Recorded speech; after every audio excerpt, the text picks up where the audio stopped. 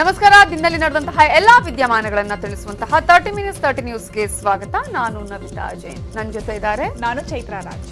ಒಂದ್ ಕಡೆ ಈಗಾಗಲೇ ಶಾಲಾ ಆರಂಭ ಮಾಡಬೇಕೋ ಬೇಡವೋ ಅನ್ನುವಂತಹ ಚರ್ಚೆ ನಡೀತಾ ಇರುವಂತಹ ಸಂದರ್ಭದಲ್ಲಿ ಸಿಎಂ ಆಲ್ರೆಡಿ ಡಿಸಿಗಳ ಜೊತೆ ಚರ್ಚೆ ಮಾಡಿ ವರ್ಚುವಲ್ ಮೀಟಿಂಗ್ ಅನ್ನು ಮಾಡಿದ ಮೇಲೆ ಈಗ ಒಂದಷ್ಟು ವಿಚಾರಗಳು ಕೇಳಿ ಬರ್ತಾ ಇರುವಂತದ್ದು ವಟಾರ ಶಾಲೆಯ ವಿಚಾರಕ್ಕೆ ಸಂಬಂಧಪಟ್ಟ ಹಾಗೆ.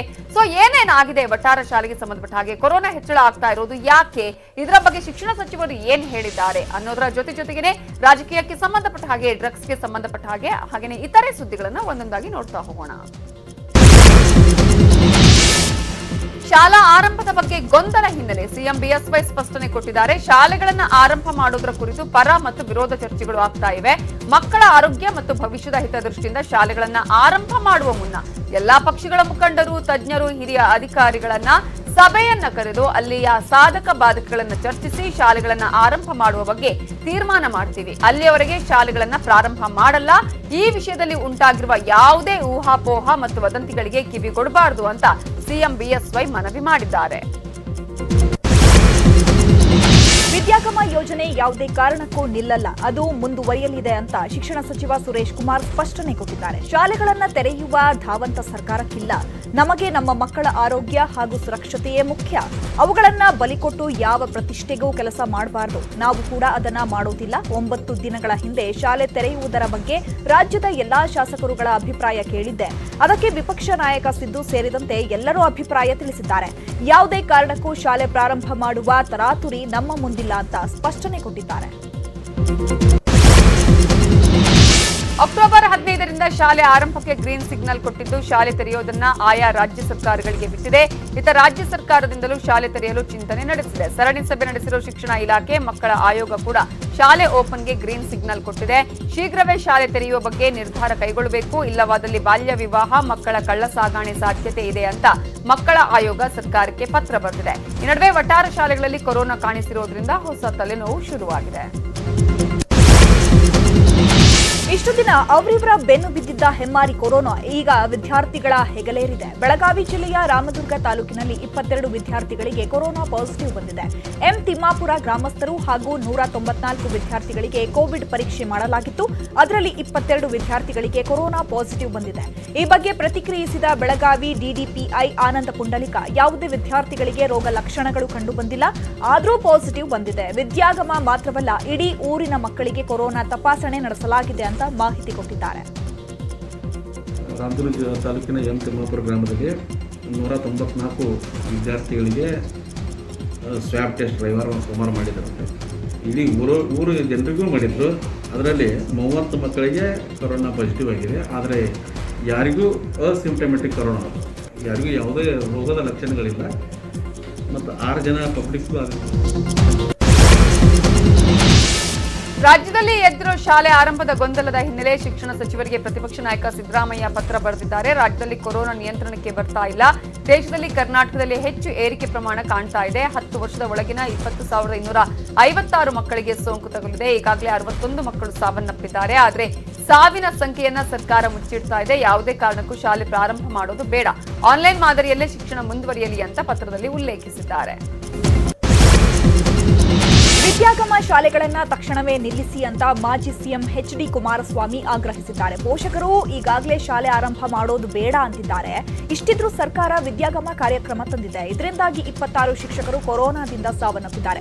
ಪೋಷಕರು ಮತ್ತು ಮಕ್ಕಳ ಜೀವದ ಜೊತೆ ಸರ್ಕಾರ ಚೆಲ್ಲಾಟ ಆಡಬಾರದು, ಕೂಡಲೇ ಸರ್ಕಾರ ವಿದ್ಯಾಗಮ ನಿಲ್ಲಿಸಬೇಕು ಅಂತ ಒತ್ತಾಯಿಸಿದ್ದಾರೆ. ಇನ್ನು ಸರ್ಕಾರ ಪೋಷಕರು, ಶಾಲೆ ಕಾಲೇಜುಗಳ ಮುಖ್ಯಸ್ಥರ ಜೊತೆ ಚರ್ಚೆ ಮಾಡಿ ತೀರ್ಮಾನ ಮಾಡಲಿ ಅಂತ ಡಿಕೆ ಶಿವಕುಮಾರ್ ಹೇಳಿದ್ದಾರೆ. ಮಕ್ಕಳ ಹಿತದೃಷ್ಟಿಯಿಂದ ಶಾಲೆ ಓಪನ್ ಮಾಡೋದನ್ನ ಮುಂದಕ್ಕೆ ಹಾಕಿದ್ರೆ ಉತ್ತಮ ಅಂತ ಡಿಕೆಶಿ ಅಭಿಪ್ರಾಯ ವ್ಯಕ್ತಪಡಿಸಿದ್ದಾರೆ.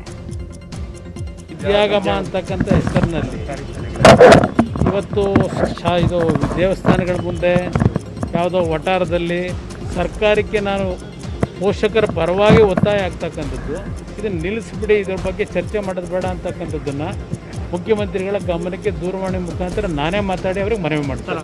ಅವ್ರು ಗೌರ್ಮೆಂಟು ಏನು ಬೇಕಾರೋ ತೀರ್ಮಾನ ಮಾಡ್ತಾರೋ, ಅವರು ಪೋಷಕರನ್ನ, ಮಕ್ಕಳನ್ನ, ಇನ್ಸ್ಟಿಟ್ಯೂಷನ್ಸ್ನ ಮಾತಾಡ್ಬಿಟ್ಟು ಅವ್ರ ತೀರ್ಮಾನ ತೆಗೆದುಕೊಳ್ಳಿ. ನಾನು ಗೌರ್ಮೆಂಟ್ ಇಶ್ಯೂಗೆ ನಾನು ಯಾಕೆ ಇಂಟರ್ಫಿಯರ್ ಆಗ್ಬೋದು? ವಿಖ್ಯಾತ ಮೈಸೂರು ದಸರಾದ ಜಂಬೂ ಸವಾರಿಯಲ್ಲಿ ಕೇವಲ 300 ಮಂದಿಗೆ ಭಾಗಿಯಾಗಲು ಅವಕಾಶವನ್ನ ನೀಡಲಾಗಿದೆ. ಕೋವಿಡ್ ಟೆಕ್ನಿಕಲ್ ಟೀಮ್ನಿಂದ ಸರ್ಕಾರಕ್ಕೆ ವರದಿ ಸಲ್ಲಿಕೆಯಾಗಿದ್ದು ದಸರಾ ಉದ್ಘಾಟನಾ ಕಾರ್ಯಕ್ರಮಕ್ಕೆ 200 ಮಂದಿಗೆ ಅವಕಾಶವಷ್ಟೇ ಕೊಡಿ ಅಂದಿದ್ದಾರೆ.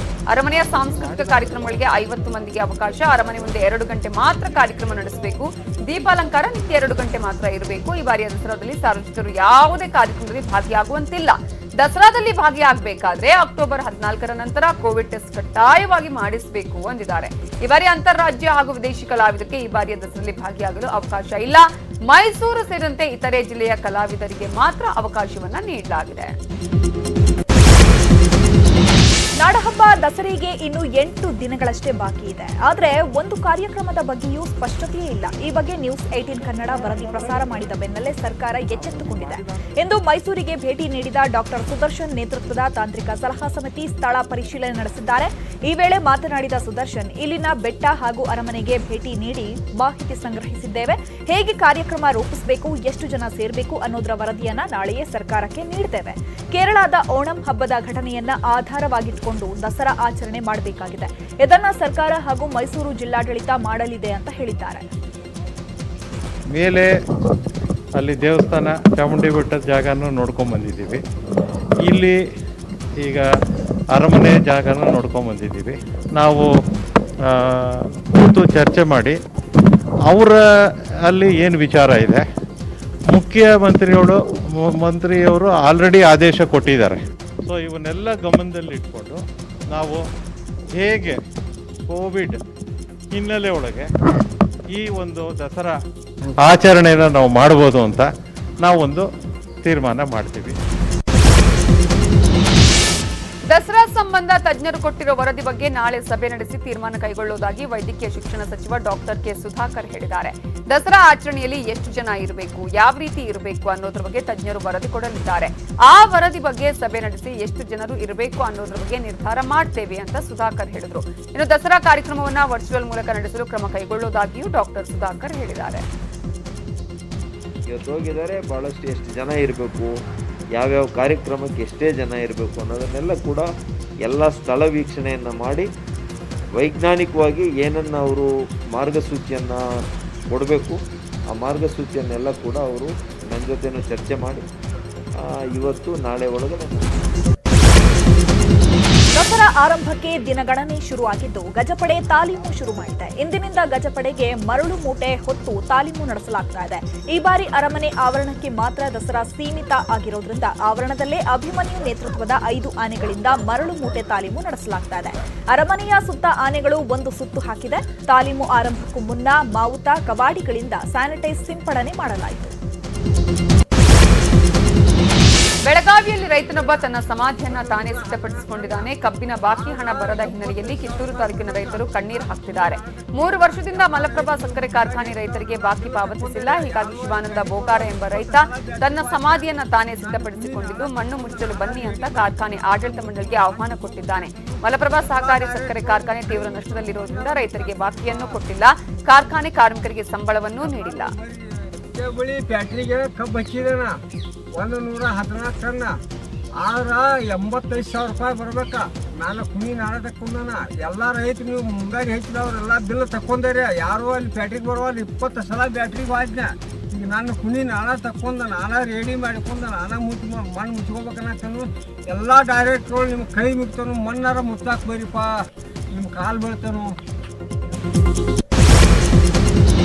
ರಾಜ್ಯದಲ್ಲಿ ಬೈ ಎಲೆಕ್ಷನ್ ದಿನದಿಂದ ದಿನಕ್ಕೆ ರಂಗೇರ್ತಾ ಇದೆ. ಆರ್ಆರ್ ನಗರ ಕ್ಷೇತ್ರಕ್ಕೆ ಅಭ್ಯರ್ಥಿ ಸಿಗದೆ ಜೆಡಿಎಸ್ಗೆ ದೊಡ್ಡ ಟೆನ್ಷನ್ ಶುರುವಾಗಿದೆ.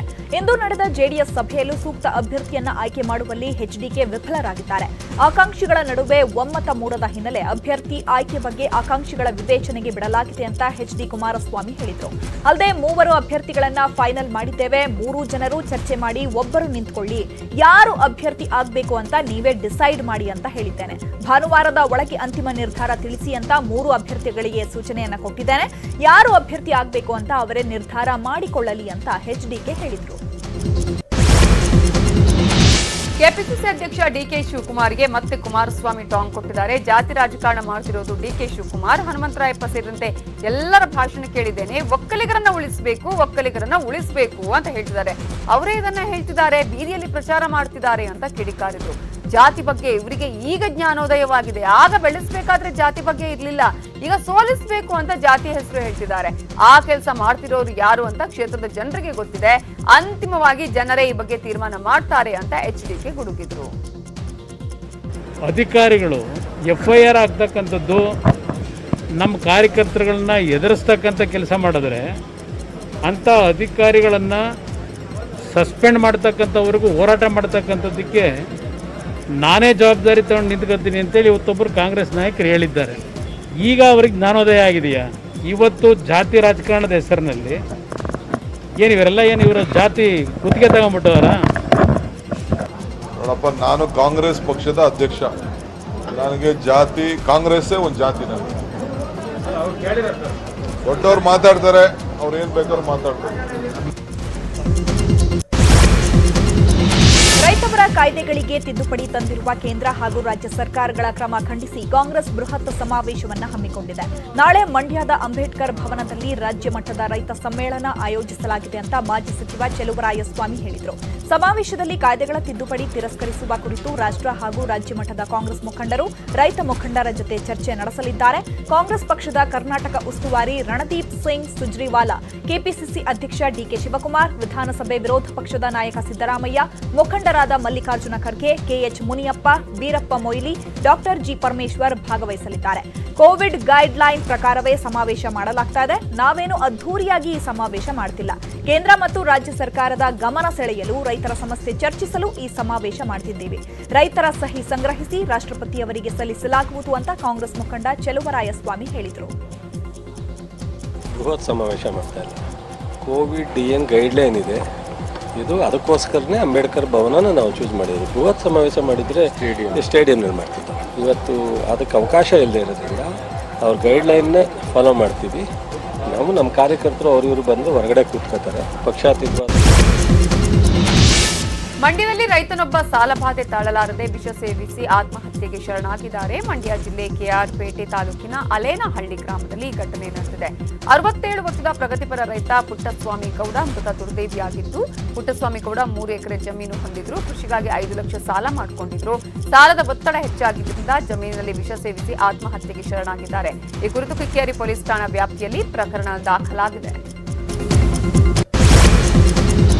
ಮಾಜಿ ಸಚಿವ ಎಂಬಿ ಪಾಟೀಲ್ ವಿರುದ್ಧ ಬಿಜೆಪಿ ರಾಜ್ಯಾಧ್ಯಕ್ಷ ನಳಿನ್ ಕುಮಾರ್ ಕಟೀಲ್ ವಾಗ್ದಾಳಿ ನಡೆಸಿದ್ದಾರೆ. ಆಲಮಟ್ಟಿಯಲ್ಲಿ ಮಾತನಾಡಿದ ಕಟೀಲ್, ವಿಜಯಪುರದಲ್ಲಿ ಎಂಬಿ ಪಾಟೀಲ್ ಗುಂಡಾಗಿರಿ ರಾಜಕಾರಣ, ದಬ್ಬಾಳಿಕೆ ರಾಜಕಾರಣ ಮಾಡ್ತಿದ್ದಾರೆ. ಗೃಹ ಸಚಿವರಾಗಿದ್ದಾಗ ಏನ್ ಮಾಡಿದ್ದಾರೆ ಗೊತ್ತಿಲ್ಲ. ಅವರ ಕಥೆ ಏನು ನಮಗೂ ಗೊತ್ತಿದೆ. ವಿಜಯಪುರ ಜಿಲ್ಲೆಯಲ್ಲಿ ನೀರಾವರಿ ತಂದಿದ್ದು ನಮ್ಮ ಸರ್ಕಾರ, ನೀರಾವರಿ ಹೋರಾಟ ಮಾಡಿದ್ದು ಶಾಸಕ ಎಎಸ್ ಪಾಟೀಲ ನಡಹಳ್ಳಿ ಅಂತ ಹೇಳಿದರು. ಕಬ್ಬಿನ ಬಾಕಿ ಬಿಲ್ ಪಾವತಿಸುವಂತೆ ಬಾಗಲಕೋಟೆ ಜಿಲ್ಲಾಧಿಕಾರಿ ಕಚೇರಿ ಎದುರು ರೈತರು ಪ್ರತಿಭಟನೆ ನಡೆಸಿದರು. ಕೇದಾರನಾಥ ಶುಗರ್ಸ್ ಕಾರ್ಖಾನೆ ಬಾಕಿ ಬಿಲ್ಗೆ ಆಗ್ರಹಿಸಿ ರೈತರು ಪ್ರತಿಭಟನೆ ಮಾಡ್ತಾ ಇದ್ದ ವೇಳೆ ಜಿಲ್ಲಾಧಿಕಾರಿ ಹಾಗೂ ರೈತ ಮುಖಂಡರ ಮಧ್ಯೆ ವಾಗ್ವಾದ ನಡೆಯಿತು. ಕಾರ್ಖಾನೆಯ ಬಾಕಿ ಬಿಲ್ ಸಮಸ್ಯೆ ಕೂಡಲೇ ಇತ್ಯರ್ಥ ಮಾಡಿ ಅಂತ ಮುತ್ತಪ್ಪ ಕೋಮಾರ ಪಟ್ಟು ಹಿಡಿದರು. ಈ ವೇಳೆ ಜಿಲ್ಲಾಧಿಕಾರಿ ಕ್ಯಾಪ್ಟನ್ ರಾಜೇಂದ್ರ, 15 ದಿನದೊಳಗೆ ಸಭೆ ಕರಿತೀನಿ, ನೀವು ಹೇಳಿದಂತೆ ಕೇಳೋಕ್ಕಾಗಲ್ಲ, ಸಮಸ್ಯೆ ಬಗೆಹರಿಸಲಾಗುವುದು, ಈ ವಿಚಾರದಲ್ಲಿ ರಾಜಕೀಯ ಮಾಡಬೇಡಿ ಅಂತ ಡಿಸಿ ಹೇಳಿದರು. ಇನ್ನು ಕೇದಾರನಾಥ ಶುಗರ್ಸ್ ಕಾರ್ಖಾನೆಗೆ 2010-11ರಲ್ಲಿ ಕಬ್ಬು ಪೂರೈಸಿದ ರೈತರಿಗೆ 14 ಕೋಟಿ ಬಾಕಿ ಬಿಲ್ ಕೊಟ್ಟಿಲ್ಲ. ರೈತರು ಬಾಕಿ ಬಿಲ್ಗಾಗಿ ಆಗ್ರಹಿಸಿ ಸಕ್ಕರೆ ಕಾರ್ಖಾನೆ ಎದುರು ಅಕ್ಟೋಬರ್ 12ರಿಂದ ಆಮರಣಾಂತ ಉಪವಾಸ ಸತ್ಯಾಗ್ರಹ ಕುಳಿತುಕೊಳ್ಳುವುದಾಗಿ ನಿರ್ಧರಿಸಿದ್ದಾರೆ. ಕರಾವಳಿಯ ಪ್ರಮುಖ ಆದಾಯದ ಮೂಲಗಳಲ್ಲಿ ಮೀನುಗಾರಿಕೆಯೂ ಒಂದು. ಆದರೆ ಕೊರೋನಾ ಕಾರಣದಿಂದ ಮತ್ಸ್ಯ ಉದ್ಯಮ ಇದೀಗ ಸಂಕಷ್ಟದಲ್ಲಿ ಸಿಲುಕಿದೆ. ವಿದೇಶಗಳಿಂದ ಬೇಡಿಕೆ ಕುಸಿತ ಮತ್ತು ಕಟ್ಟುನಿಟ್ಟಿನ ನಿಯಮಗಳಿಂದ ಮೀನು ಎಕ್ಸ್ಪೋರ್ಟ್ಗೂ ಹೊಡೆತ ಬಿದ್ದಿದೆ. ಕಳೆದ ವರ್ಷ ಚೀನಾ ಸೇರಿದಂತೆ ವಿದೇಶಗಳಿಗೆ ಕರ್ನಾಟಕದಿಂದ 1600 ಕೋಟಿ ರೂಪಾಯಿ ಮೌಲ್ಯದ ಮೀನು ರಫ್ತಾಗಿತ್ತು. ಆದರೆ ಮಾರ್ಚ್ ಬಳಿಕ ರಫ್ತು ಸಂಪೂರ್ಣ ಸ್ಥಗಿತಗೊಂಡಿದೆ. ಸದ್ಯ ಮೀನು ಸಾಗಾಟಕ್ಕೂ ಸಮಸ್ಯೆಯಾಗಿದ್ದು, ಏರ್ ಕಾರ್ಗೋ ಮಾತ್ರ ಕಾರ್ಯನಿರ್ವಹಿಸುತ್ತಾ ಇರುವುದರಿಂದ ಸಾಗಾಟ ದರವೂ ದುಪ್ಪಟ್ಟಾಗಿದೆ. ಇದರಿಂದಾಗಿ ಮೀನುಗಾರಿಕೆಯನ್ನೇ ನಂಬಿಕೊಂಡಿದ್ದವರಿಗೆ ಆತಂಕಕ್ಕೆ ಒಳಗಾಗಿದ್ದಾರೆ. ಬೀದರ್ನ ಬ್ರಿಮ್ಸ್ ಆಸ್ಪತ್ರೆಯಲ್ಲಿ ಸುರಕ್ಷತಾ ಕ್ರಮಗಳು ಅನ್ನೋದು ಮರೀಚಿಕೆಯಾಗಿದೆ. 8 ಅಂತಸ್ತಿನ ಬೃಹತ್ ಕಟ್ಟಡದಲ್ಲಿ ಅಗ್ನಿ ಅವಘಡ ಸಂಭವಿಸಿದಾಗ ಕೈಗೊಳ್ಳಬೇಕಾದ ಮುಂಜಾಗ್ರತೆಗಳು ಕೂಡ ಇಲ್ಲ. ಅಗ್ನಿ ಸುರಕ್ಷತಾ ಪರಿಕರಗಳನ್ನು ಬಳಕೆ ಮಾಡುವ ಸಿಬ್ಬಂದಿಯಾಗಲಿ ಅಧಿಕಾರಿಗಳಾಗಲಿ ಯಾರೂ ಇಲ್ಲ. ದುರಂತ ಅಂದ್ರೆ 24 ಗಂಟೆ ಆಸ್ಪತ್ರೆಗೆ ನೀರೇ ಸರಬರಾಜಾಗಲ್ವಂತೆ. ಈ ಬಗ್ಗೆ ಇಲ್ಲಿನ ವೈದ್ಯಕೀಯ ಅಧೀಕ್ಷಕ ಡಾಕ್ಟರ್ ವಿಜಯ್ ಕುಮಾರ್ ರನ್ನ ಕೇಳಿದ್ರೆ ಹಾರಿಕೆ ಉತ್ತರ ಕೊಡ್ತಿದ್ದಾರೆ.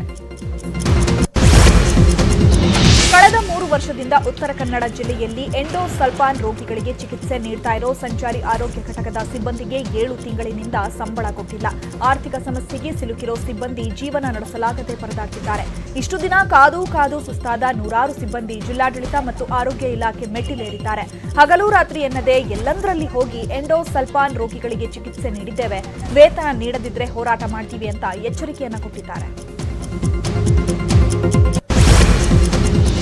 ಹೀಗೆ ಯಾವುದೇ ರೀತಿಯ ಸುದ್ದಿಗಳಿರಬಹುದು, ರಾಜ್ಯ ಆಗಿರ್ಬೋದು, ರಾಷ್ಟ್ರ ಆಗಿರ್ಬೋದು, ಅಥವಾ ಅಂತಾರಾಜ್ಯದ ಸುದ್ದಿ ಆಗಿರಬಹುದು, ಜೊತೆಗೆ ವಿಶ್ವದಾದ್ಯಂತ ಏನೇ ನಡೀತಾ ಇದೆ ಆಗಿರ್ಬೋದು, ಇವೆಲ್ಲ ಸುದ್ದಿಗಳನ್ನ ನೀವು ಕ್ಷಣ ಮಾತ್ರದಲ್ಲಿ ತಿಳ್ಕೋಬೇಕು ಅನ್ನೋದಾದ್ರೆ ನಮ್ಮ ನ್ಯೂಸ್18 ಕನ್ನಡ ವೆಬ್ಸೈಟ್ news18kannada.comಗೆ ಲಾಗಿನ್ ಆದ್ರೆ ಕ್ಷಣ ಮಾತ್ರದಲ್ಲಿ ಎಲ್ಲ ಅಪ್ಡೇಟ್ಸ್ ನಿಮ್ಗೆ ಸಿಗುತ್ತೆ. ಇನ್ನುಳಿದ ಸುದ್ದಿ ನೋಡೋಣ ಬ್ರೇಕ್ ಆದ್ಮೇಲೆ. ಡ್ರಗ್ಸ್ ಕೇಸ್ ವಿಚಾರಣೆ ನಡೆಸ್ತಾ ಇರೋ ಸಿಸಿಬಿ ಬೇರೆ ಬೇರೆ ಆಯಾಮಗಳಲ್ಲಿ ತನಿಖೆಯನ್ನ ಮಾಡ್ತಾ ಇದೆ. ಆದಿತ್ಯ ಆಳ್ವ ಆಪ್ತ ಲೋಕೇಶ್ ವಿಚಾರಣೆ ನಡೆಸ್ತಾ ಇರೋ ಸಿಸಿಬಿ ಪೊಲೀಸರು ಜಾಗ್ವಾರ್ ಕಾರು ಅಪಘಾತ ನಡೆದಿದ್ದ ಬಗ್ಗೆಯೂ ವಿಚಾರಣೆಯನ್ನ ಮಾಡ್ತಿದ್ದಾರೆ. ಜಾಗ್ವಾರ್ ಅಪಘಾತದ ಕೇಸ್ ರೀಓಪನ್ ಆದ್ರೆ ಲೋಕೇಶ್ ಜೊತೆ ಹಲವರಿಗೆ ಕಂಟಕವಾಗೋ ಸಾಧ್ಯತೆ ಇದೆ. ಲಾಕ್ಡೌನ್ ವೇಳೆ ತಡರಾತ್ರಿ ಎಲ್ಲಿಗೆ ಹೋಗ್ತಿದ್ರಿ, ಎಲ್ಲರೂ ಸೇರಿ ಪಾರ್ಟಿ ಮಾಡಿದ್ರಾ ಅಂತ ಸಿಸಿಬಿ ಪ್ರಶ್ನೆ ಕೇಳಿದೆ. ಇದಕ್ಕೆ ಲೋಕೇಶ್ ತಡವರಿಸಿದ್ದಾನೆ ಎನ್ನಲಾಗಿದೆ. ಪರರ ಸೊತ್ತು ಪಾಷಾಣಕ್ಕೆ ಸಮ ಅನ್ನುವ ಮಾತಿದೆ. ಆದ್ರೆ ಈಗೇನಿದ್ರು ಸಿಕ್ಕಿದನ್ನ ಬಾಚುವ ಕಾಲ. ಆದ್ರೆ ಇಲ್ಲೊಬ್ಬ ವ್ಯಕ್ತಿ ಲಕ್ಷಾಂತರ ಬೆಲೆ ಬಾಳುವ ಆಭರಣವನ್ನು ಕಳ್ಕೊಂಡವರಿಗೆ ತಲುಪುವಂತೆ ಮಾಡಿದ್ದಾರೆ. ವೃತ್ತಿಯಲ್ಲಿ ಪತ್ರಿಕಾ ಏಜೆಂಟ್ ಆಗಿರುವ ಶಿವರಾಯ ಕಾಮತ್ ಪ್ರಾಮಾಣಿಕತೆ ಮೆರೆದ ವ್ಯಕ್ತಿ. ಉಡುಪಿ ಜಿಲ್ಲೆಯ ಹೆಬ್ರಿ ತಾಲೂಕಿನ ಬಸ್ ನಿಲ್ದಾಣ ಪರಿಸರದಲ್ಲಿ ಕೆಲವು ದಿನಗಳ ಹಿಂದೆ ಮಾಂಗಲ್ಯ ಸರವೊಂದು ಕಾಮತ್ರಿಗೆ ಸಿಕ್ಕಿತ್ತು. ತನಗೆ ಸಿಕ್ಕ ಮಾಂಗಲ್ಯದ ಸರವನ್ನ ಮಾರಾಟ ಮಾಡಿ ಲಕ್ಷಾಂತರ ರೂಪಾಯಿ ಹಣವನ್ನು ಅವರು ಜೇಬಿಗಿಳಿಸಬಹುದಿತ್ತು. ಆದ್ರೆ ಶಿವರಾಮ ಅವರು ನೇರ ಹೋಗಿ ಹೆಬ್ರಿ ಪೊಲೀಸರಿಗೆ ಈ ಮಾಂಗಲ್ಯದ ಸರ ತಲುಪಿಸಿದ್ದಾರೆ. ಇದೀಗ ಹೆಬ್ರಿ ಪೊಲೀಸರು ಸರ ಕಳ್ಕೊಂಡ ನಿಜವಾದ ಮಾಲೀಕರಿಗೆ ವಾಪಸ್ ಮಾಡಿದ್ದಾರೆ. ಪ್ರಾಮಾಣಿಕತೆ ಮೆರೆದ ಶಿವರಾಯ ಕಾಮತ್ಗೆ ಹೆಬ್ರಿ ಪೊಲೀಸರು ಅಭಿನಂದಿಸಿದ್ದಾರೆ.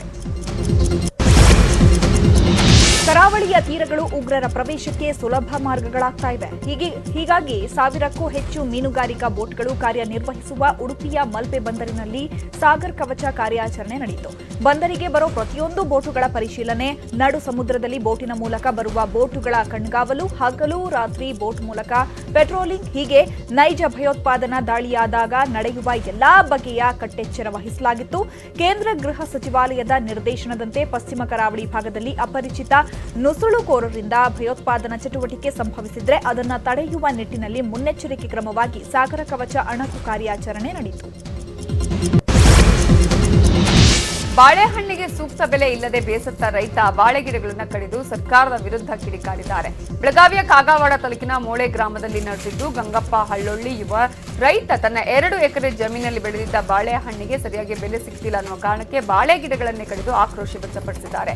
ಪ್ರತಿ ವರ್ಷ ಅಕ್ಟೋಬರ್ ತಿಂಗಳಲ್ಲಿ 1 ಟನ್ ಬಾಳೆಹಣ್ಣಿಗೆ 12ರಿಂದ 15 ಸಾವಿರದವರೆಗೆ ಬೆಲೆ ಇರುತ್ತೆ. ಆದರೆ ಈ ಬಾರಿ ಕೇವಲ 3,000ರಿಂದ 4,000ದವರೆಗೆ 1 ಟನ್ ಬಾಳೆಹಣ್ಣಿಗೆ ಬೆಲೆ ಸಿಗ್ತಿದೆ. ಹೀಗಾಗಿ ಸರ್ಕಾರ ಬಾಳೆಹಣ್ಣು ಬೆಳೆದ ರೈತರಿಗೆ ಪರಿಹಾರದ ಜೊತೆಗೆ ಬಾಳೆಹಣ್ಣು ಮಾರಾಟ ಮಾಡಲು ಸೂಕ್ತ ವ್ಯವಸ್ಥೆ ಕಲ್ಪಿಸಬೇಕು ಅಂತ ರೈತರು ಆಗ್ರಹಿಸಿದರು.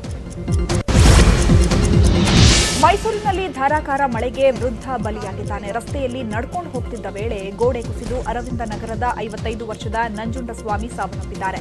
ಸ್ಥಳಕ್ಕೆ ಕೆಆರ್ ಕ್ಷೇತ್ರದ ಶಾಸಕ ರಾಮದಾಸ್ ಭೇಟಿ ನೀಡಿ ಮೃತನ ಕುಟುಂಬ ಸದಸ್ಯರಿಗೆ ಸಾಂತ್ವನ ಹೇಳಿದ್ರು. ಅಲ್ಲದೆ ಸರ್ಕಾರದಿಂದ ಪರಿಹಾರ ಕೊಡಿಸುವ ಭರವಸೆ ನೀಡಿದ್ದಾರೆ. ಸ್ಥಳದಲ್ಲೇ 20,000 ಪ್ರಾಥಮಿಕ ಪರಿಹಾರ ಹಾಗೂ ಶವ ಸಂಸ್ಕಾರಕ್ಕೆ 5,000 ಘೋಷಣೆ ಮಾಡಿದ್ದಾರೆ. ಸರ್ಕಾರದಿಂದ 5 ಲಕ್ಷ ಪರಿಹಾರ ಕೊಡಿಸುವುದಾಗಿ ಶಾಸಕ ರಾಮದಾಸ್ ಭರವಸೆ ನೀಡಿದ್ದಾರೆ. ನಿಮ್ಮೂರಿನ ಸುದ್ದಿ ಆಗಿರ್ಬೋದು, ಕ್ರೀಡಾ ಲೋಕಕ್ಕೆ ಸಂಬಂಧಪಟ್ಟ ಸುದ್ದಿ ಆಗಿರ್ಬೋದು, ಮನೋರಂಜನಾ ಲೋಕಕ್ಕೆ ಸಂಬಂಧಪಟ್ಟ ಸುದ್ದಿ ಆಗಿರ್ಬೋದು, ರಾಜಕೀಯ ಸುದ್ದಿ ಆಗಿರ್ಬೋದು, ಆರ್ಥಿಕ ಶಿಕ್ಷಣ ಇಲಾಖೆಯ ಶಿಕ್ಷಣದ ಸುದ್ದಿ ಆಗಿರ್ಬೋದು, ಎಲ್ಲ ಸುದ್ದಿಗಳನ್ನ ನೀವು ಅಪ್ಡೇಟ್ ಆಗಬೇಕು ಅನ್ನೋದಾದ್ರೆ ನಮ್ಮ ನ್ಯೂಸ್18 ಕನ್ನಡದ ವೆಬ್ಸೈಟ್ news18kannada.comಗೆ ಲಾಗಿನ್ ಮಾಡಿದ್ರೆ ಎಲ್ಲಾ ಸುದ್ದಿಗಳನ್ನ ನೀವು ಕ್ಷಣಾರ್ಧದಲ್ಲಿ ತಿಳ್ಕೋಬಹುದು. ಇನ್ನುಳಿದ ಸುದ್ದಿ ನೋಡೋಣ ಬ್ರೇಕ್ ಆದ್ಮೇಲೆ. Welcome back. ಉಳಿದ ಸುದ್ದಿಗಳನ್ನ ನೋಡೋಣ. ಮಲೆನಾಡಿನ ಅಡಿಕೆ ತೋಟಗಳಿಗೆ ಹೊಸದೊಂದು ವೈರಸ್ ಗಂಟು ಬಿದ್ದಿದೆ. ಇದರಿಂದ ಅಡಿಕೆ ಬೆಳೆಗಾರರು ಕಂಗಾಲಾಗಿದ್ದಾರೆ. ಇದಕ್ಕಿದ್ದಂತೆ ಅಡಿಕೆ ಮರಗಳು ಒಣಗ್ತಾ ಇದ್ದು ದಿನ ಕಳೆದಂತೆ ವೈರಸ್ ಕಾಟಕ್ಕೆ ಮರವೇ ಮಾಯವಾಗ್ತಿವೆ. 2 ವರ್ಷಗಳ ಹಿಂದೆ ಕಾಣಿಸಿಕೊಂಡಿದ್ದ ಈ ರೋಗ ಈಗ 100 ಎಕರೆ ಅಡಿಕೆ ತೋಟಗಳಿಗೆ ವ್ಯಾಪಿಸಿದೆ.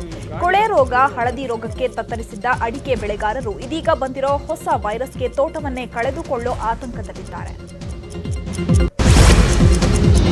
ಬೆಳಗಾವಿಯಲ್ಲಿ ರೈತರೊಬ್ಬರು ತನ್ನ ಸಮಾಧಿಯನ್ನ ತಾನೇ ಸಿದ್ಧಪಡಿಸಿಕೊಂಡಿದ್ದಾರೆ. ಕಬ್ಬಿನ ಬಾಕಿ ಹಣ ಬರದ ಹಿನ್ನೆಲೆಯಲ್ಲಿ ಕಿತ್ತೂರು ತಾಲೂಕಿನ ರೈತರು ಕಣ್ಣೀರು ಹಾಕಿದ್ದು 3 ವರ್ಷದಿಂದ ಮಲಪ್ರಭಾ ಸಕ್ಕರೆ ಕಾರ್ಖಾನೆಯ ರೈತರಿಗೆ ಬಾಕಿ ಪಾವತಿಸಿಲ್ಲ. ಹೀಗಾಗಿ ಶಿವಾನಂದ ಬೋಗಾರೆ ಎಂಬ ರೈತ ತನ್ನ ಸಮಾಧಿಯನ್ನ ತಾನೇ ಸಿದ್ಧಪಡಿಸಿಕೊಂಡು ಮಣ್ಣು ಮುಚ್ಚೋದಕ್ಕೆ ಬನ್ನಿ ಅಂತ ಕಾರ್ಖಾನೆ ಆಡಳಿತ ಮಂಡಳಿಗೆ ಆಹ್ವಾನ ಕೊಟ್ಟಿದ್ದಾರೆ. ಮಲಪ್ರಭಾ ಸಹಕಾರಿ ಸಕ್ಕರೆ ಕಾರ್ಖಾನೆ ತೀವ್ರ ಸಂಕಷ್ಟದಲ್ಲಿರುವುದರಿಂದ ರೈತರಿಗೆ ಬಾಕಿಯನ್ನು ಕೊಟ್ಟಿಲ್ಲ, ಕಾರ್ಖಾನೆ ಕಾರ್ಮಿಕರಿಗೆ ಸಂಬಳವನ್ನು ನೀಡಿಲ್ಲ. ದ್ವಿತೀಯ ಪಿಯುಸಿ ಪೂರಕ ಪರೀಕ್ಷೆಗಳ ಫಲಿತಾಂಶ ಪ್ರಕಟವಾಗಿದ್ದು 41.28% ವಿದ್ಯಾರ್ಥಿಗಳು ತೇರ್ಗಡೆಯಾಗಿದ್ದಾರೆ. ರಾಜ್ಯಾದ್ಯಂತ ಒಟ್ಟು 2,12,678 ವಿದ್ಯಾರ್ಥಿಗಳು ಪೂರಕ ಪರೀಕ್ಷೆ ತೆಗೆದುಕೊಂಡಿದ್ದು, ಇವರ ಪೈಕಿ 87,784 ವಿದ್ಯಾರ್ಥಿಗಳು ತೇರ್ಗಡೆಯಾಗಿದ್ದಾರೆ. ಕಳೆದ ಸೆಪ್ಟೆಂಬರ್ 7ರಿಂದ 19ರವರೆಗೆ ಒಟ್ಟು 305 ಪರೀಕ್ಷಾ ಕೇಂದ್ರಗಳಲ್ಲಿ ಈ ಪರೀಕ್ಷೆ ನಡೆದಿತ್ತು. ಫಲಿತಾಂಶ www.karnatakaresults.nic.in ನಲ್ಲಿ ಪ್ರಕಟವಾಗಿದ್ದು, ಈ ಪೂರಕ ಪರೀಕ್ಷೆಯಲ್ಲಿ ಸಹ ವಿದ್ಯಾರ್ಥಿಗಳಿಗೆ ಹೋಲಿಸಿದರೆ ವಿದ್ಯಾರ್ಥಿನಿಯರೇ ಹೆಚ್ಚಿನ ಸಂಖ್ಯೆಯಲ್ಲಿ ತೇರ್ಗಡೆಯಾಗಿದ್ದಾರೆ. 45% ವಿದ್ಯಾರ್ಥಿನಿಯರು ತೇರ್ಗಡೆಯಾಗಿದ್ದಾರೆ. 38.30% ವಿದ್ಯಾರ್ಥಿಗಳು ಪರೀಕ್ಷೆಯಲ್ಲಿ ಉತ್ತೀರ್ಣರಾಗಿದ್ದಾರೆ. ಕೇರಳದ ತಿರುವನಂತಪುರಂನ ಶ್ರೀ ಪದ್ಮನಾಭ ಸ್ವಾಮಿ ದೇವಸ್ಥಾನದ 10 ಅರ್ಚಕರಿಗೆ ಕೊರೋನಾ ವೈರಸ್ ಪಾಸಿಟಿವ್ ದೃಢಪಟ್ಟಿದ್ದು, ಅಕ್ಟೋಬರ್ 15ರವರೆಗೆ ದೇವಸ್ಥಾನ ಬಂದ್ ಮಾಡಲಾಗಿದೆ. ದೇವಾಲಯದ ಅಧಿಕಾರಿಗಳ ಪ್ರಕಾರ ದೈನಂದಿನ ಪೂಜೆಯನ್ನ ತಂತ್ರಿಗಳು ನಡೆಸುತ್ತಾರೆ. ಆದರೆ ಅಕ್ಟೋಬರ್ 15ರವರೆಗೆ ದೇವಾಲಯ ಪ್ರವೇಶಿಸಲು ಭಕ್ತರಿಗೆ ಅನುಮತಿ ಇಲ್ಲ. ಲಾಕ್ಡೌನ್ ನಂತರ ಆಗಸ್ಟ್ 27ರಿಂದ ದೇವಾಲಯ ಮತ್ತೆ ತೆರೆಯಲಾಗಿದ್ದು, ಒಂದು ಬಾರಿಗೆ 35 ಭಕ್ತರು ದೇವಾಲಯ ಪ್ರವೇಶಿಸಲು ಅನುಮತಿ ನೀಡಲಾಗಿತ್ತು ಮತ್ತು ಒಂದು ದಿನದಲ್ಲಿ ಒಟ್ಟು 665 ಭಕ್ತರು ದೇವರ ದರ್ಶನ ಪಡೆಯಲು ಅವಕಾಶ ನೀಡಲಾಗಿತ್ತು. ದೇವಾಲಯ ಮತ್ತೆ ತೆರೆದ ನಂತರ ದೇವಸ್ಥಾನದ ಹಲವು ಸಿಬ್ಬಂದಿ ಮತ್ತು ಅರ್ಚಕರಿಗೆ ಕೊರೋನಾ ಪಾಸಿಟಿವ್ ದೃಢಪಟ್ಟಿದ್ದು, ಈಗ ದೇವಸ್ಥಾನವನ್ನ ಮತ್ತೆ ಕೆಲವು ದಿನಗಳವರೆಗೆ ಬಂದ್ ಮಾಡೋದಕ್ಕೆ ನಿರ್ಧಾರವನ್ನ ಮಾಡಲಾಗಿದೆ. 10 ಅರ್ಚಕರಿಗೆ ಕೊರೋನಾ ಪಾಸಿಟಿವ್ ದೃಢಪಟ್ಟಂತಹ ಹಿನ್ನೆಲೆಯಲ್ಲಿ ಮತ್ತೆ ದೇವಸ್ಥಾನವನ್ನ ಕ್ಲೋಸ್ ಮಾಡೋದಕ್ಕೆ ಈಗಾಗಲೇ ನಿರ್ಧಾರವನ್ನ ತೆಗೆದುಕೊಳ್ಳಲಾಗಿದೆ. ಆದ್ರೆ ಈಗಾಗಲೇ ಸಾಕಷ್ಟು ಬಾರಿ ಈ ರೀತಿಯಾದಂತಹ ಘಟನೆಗಳು ನಡೆದಿದೆ. ಅಂದ್ರೆ ಒಂದ್ಸಲ ಕ್ಲೋಸ್ ಆಗೋದು ಮತ್ತೆ ಓಪನ್ ಆಗೋದು ಅನ್ನುವಂತಹ ಘಟನೆಗಳು ಕೂಡ ನಡೆದಿತ್ತು. ಅದೇ ಕಾರಣಕ್ಕಾಗಿ ಕೇರಳದ ತಿರುವನಂತಪುರಂನ ಶ್ರೀ ಪದ್ಮನಾಭ ಸ್ವಾಮಿ ದೇವಸ್ಥಾನದ 10 ಅರ್ಚಕರಿಗೆ ಕೊರೋನಾ ಪಾಸಿಟಿವ್ ದೃಢಪಟ್ಟಂತಹ ಹಿನ್ನೆಲೆಯಲ್ಲಿ ಈಗ ಮತ್ತೆ ದೇವಸ್ಥಾನವನ್ನ ಮುಚ್ಚೋದಕ್ಕೆ ಆಡಳಿತ ಮಂಡಳಿ ನಿರ್ಧಾರವನ್ನ ಮಾಡಿದೆ. ಡಿಆರ್ಡಿಒದ ಬಹು ನಿರೀಕ್ಷಿತ ಆಂಟಿ ರೇಡಿಯೇಷನ್ ಮಿಸೈಲ್ ರುದ್ರಂ 1 ಪರೀಕ್ಷಾರ್ಥ ಪ್ರಯೋಗ ಯಶಸ್ವಿಯಾಗಿದೆ. ಭಾರತೀಯ ವಾಯುಪಡೆಗೆ ಆನೆಬಲ ನೀಡುವ ಗೇಮ್ ಚೇಂಜರ್ ಕ್ಷಿಪಣಿ ಎಂದೇ ಕರೆಯಲಾಗುತ್ತಿರುವ ಡಿಆರ್ಡಿಒ ನಿರ್ಮಿತ ಬಹು ಕುತೂಹಲ ಕೆರಳಿಸಿದ್ದ ರುದ್ರಂ 1 ಸ್ವದೇಶಿ ನಿರ್ಮಿತ ಕ್ಷಿಪಣಿಯ ಪರೀಕ್ಷಾರ್ಥ ಪ್ರಯೋಗ ಯಶಸ್ವಿಯಾಗಿದೆ. ಒಡಿಶಾ ಕರಾವಳಿ ತೀರದಲ್ಲಿ ಡಿಆರ್ಡಿಒ ನಡೆಸಿದ ರುದ್ರಂ 1 ಕ್ಷಿಪಣಿ ಪರೀಕ್ಷೆ ಯಶಸ್ವಿಯಾಗಿದೆ. ಸುಖೋಯ್ 30 ಯುದ್ಧ ವಿಮಾನಕ್ಕೆ ರುದ್ರಂ 1 ಆಂಟಿ ರೇಡಿಯೇಷನ್ ಮಿಸೈಲ್ ಅನ್ನ ಅಳವಡಿಸಿ ಪರೀಕ್ಷೆ ನಡೆಸಲಾಯಿತು. ಕ್ಷಿಪಣಿ ನಿಖರವಾದ ಸಮಯಕ್ಕೆ ಕರಾರುವಕ್ಕಾಗಿ ಗುರಿಯನ್ನ ಭೇದಿಸಿದೆ. ಏನೋ ನಿಖರವಾದಂತಹ ಸಮಯಕ್ಕೆ ಈಗ ಕರಾರುವಕ್ಕಾಗಿ ಗುರಿಯನ್ನ ಭೇದಿಸಿದೆ. ಇಷ್ಟು ದಿನನೂ ಕೂಡ ರುದ್ರಂ 1 ಪರೀಕ್ಷೆ ಯಶಸ್ವಿಯಾಗಿದೆ. ಈಗ ಒಡಿಶಾ ಕರಾವಳಿ ತೀರದಲ್ಲಿ ಡಿಆರ್ಡಿಒ ನಡೆಸಿದಂತಹ ರುದ್ರಂ 1 ಕ್ಷಿಪಣಿ ಪರೀಕ್ಷೆ ಇದೀಗ ಬಹುತೇಕ ಯಶಸ್ವಿಯಾಗಿದೆ. ಸುಖೋಯ್ 30 ಯುದ್ಧ ವಿಮಾನಕ್ಕೆ ರುದ್ರಂ 1 ಆಂಟಿ ರೇಡಿಯೇಷನ್ ಮಿಸೈಲ್ ಅನ್ನ ಅಳವಡಿಸಿ ಪರೀಕ್ಷೆಯನ್ನ ನಡೆಸಲಾಗಿತ್ತು. ಈಗ ಕ್ಷಿಪಣಿ ನಿಖರವಾದ ಸಮಯಕ್ಕೆ ಕರಾರುವಕ್ಕಾಗಿ ಗುರಿಯನ್ನ ಭೇದಿಸಿದೆ. ದೇಶಾದ್ಯಂತ ನೀರಿನದ್ದೇ ಬಲುದೊಡ್ಡ ಸಂಕಟ. ಕೊರೋನಾ ಸಂಕಟದಲ್ಲಂತೂ ನೀರಿಗಾಗಿ ಹೋರಾಟ. ನೀರಿನ ಮಹತ್ವ ತಿಳಿಸೋದಕ್ಕಂತಾನೆ ನ್ಯೂಸ್ 18 ನೆಟ್ವರ್ಕ್ ಮಿಷನ್ ಪಾನಿ ಅಭಿಯಾನವನ್ನು ನಡೆಸ್ತಾ ಇದೆ. ಮಿಷನ್ ಪಾನಿ ಅಭಿಯಾನಕ್ಕೆ ದೇಶವ್ಯಾಪಿ ಸಹಕಾರ ಸಿಗ್ತಾ ಇದೆ. ಇದೀಗ ಮತ್ತೊಂದು ಪರ್ವ ಶುರುವಾಗಿದೆ.